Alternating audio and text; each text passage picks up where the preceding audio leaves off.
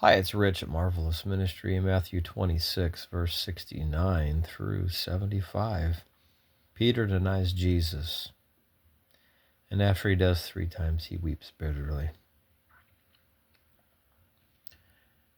Will people in and of the world recognize us as Christians like Peter was recognized by these people? Verse 74. Then Peter began to curse and swear, saying, I do not know the man. Will you lie about knowing Jesus?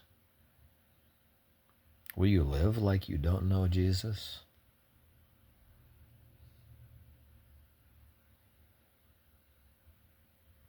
Or is it going to be obvious?